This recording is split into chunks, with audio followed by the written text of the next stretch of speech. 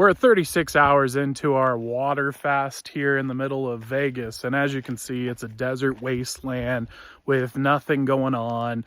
Just really cactus and sand.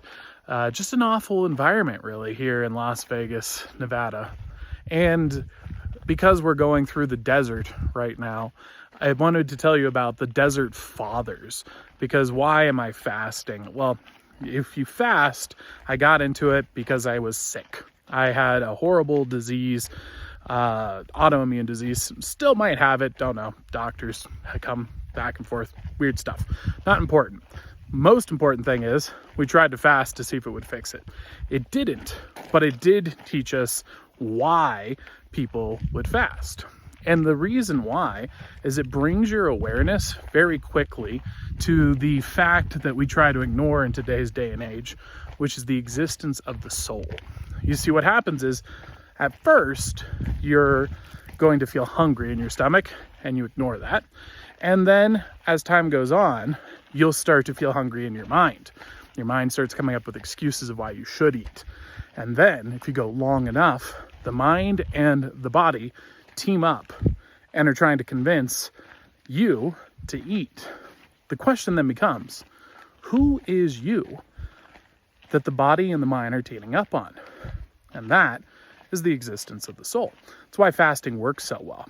But you don't want to be going and doing this to just get spiritual powers or health benefits.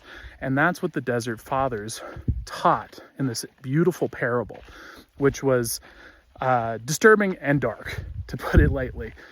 But a guy comes to the Desert Fathers. Now, if you're not familiar with who they were, back before Satan took over the whole organized Christian thing that we have now and is now like wearing it like a Hannibal Lecter skin suit, there were real Christians, and there still are, by the way, in this world right now, just not the mainstream version.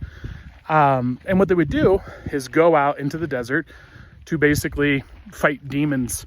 That was more or less it. They were like real superheroes going around finding evil and defeating it through prayer, fasting, spiritual practices, things of that nature. And so this young man comes to the Desert Fathers and he says, I want to be part of the Desert Fathers. I want to fight Satan. I want to join you.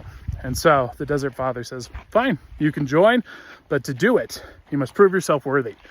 Go to the town square. I want you to strip naked. I want you to cover yourself in meat and walk all the way back to the monastery. And he's like, all right, I'm going to do it. And so he goes, strips naked, gets covered in meat, and then begins his walk to the monastery. As he does, wild dogs show up, start eating the meat, birds flying down, pecking at him. They're tearing his flesh along with the meat. It's this horrendous hike all the way to the monastery.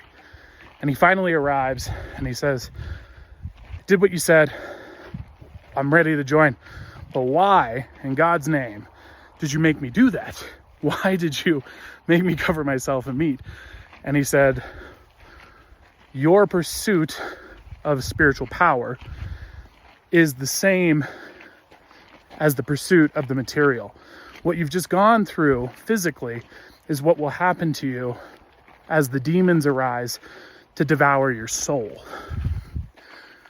The pursuit of the spiritual gifts is not spiritual. If you're just seeking the fruits, maybe the reason you don't have the fruits you're looking for is because God knows you're not strong enough to tolerate what will come when he gives them to you. Oh, it's time to break my fast. Tree snacks. Everyone thinks of Satan in the spooky, scary movie kind of way, but really it's usually this. He's trapping you with things that you think are blessings. So maybe the reason God hasn't been answering your prayers is he has. Maybe he's decided or knows more than you that the gift that you're asking for is going to bring about far greater tribulation than you are ready to deal with. So when you're asking God for things, asking him for gifts, asking him for spiritual power, for blessings, remember, maybe the reason he isn't giving it to you is because he knows exactly what is going to come for you when he delivers. And maybe you're not ready for that.